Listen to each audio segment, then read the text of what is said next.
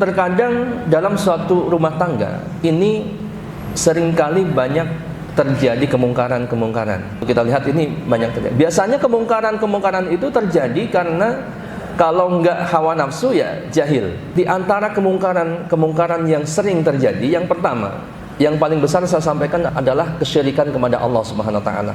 Ini tidak sedikit ikhwah, terjadi kesyirikan dalam suatu rumah tangga. Kita yakin sekali karena kita melihat kalau kita misalkan berkunjung ke rumah teman kita, apalagi misalkan teman kita orang tuanya masih belum kenal sunnah, belum kenal hidayah, atau berkunjung ke orang lain, atau bahkan suatu instansi tertentu, atau misalkan kita berkunjung ke warung-warung makan, ke tempat-tempat usaha, tempat-tempat bisnis, itu di situ banyak sekali hal-hal yang kalau antum lihat secara kasat mata itu kesyirikan.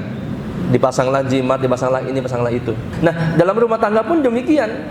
Kalau kita perhatikan, misalkan dalam suatu rumah tangga, dalam suatu keluarga, kesyirikan itu sering terjadi di antaranya ketika mereka punya hajat. Baik di antara misalkan mau menikahkan anggota keluarganya, anak laki-laki ataupun perempuan. Kalau di suatu kampung, ya nggak tahu, mungkin kalau di sini juga sama ya, di kampung pada umumnya, itu sebelum menyelenggarakan pesta pernikahan, itu banyak sekali biasanya terjadi kesyirikan ataupun keyakinan yang jelas kalau kita telisik itu adalah keyakinan yang syirik kepada Allah Subhanahu wa taala.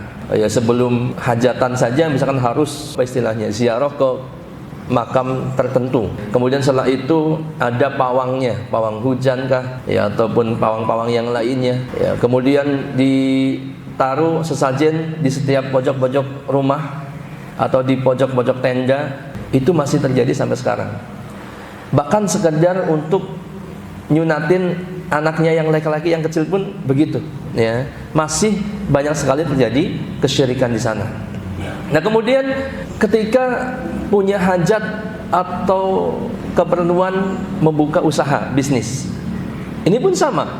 Tidak sedikit orang yang mau berbisnis, mau membuka usaha, baik kecil maupun apalagi besar, mereka terlebih dahulu datang ke tempat-tempat tertentu yang dianggapnya tempat keramat, misalkan ke gunung ini, ke gunung itu, Panembahan ini, Panembahan itu. Untuk apa? Untuk minta restu supaya usahanya, bisnisnya dalam keluarganya itu bisa lancar.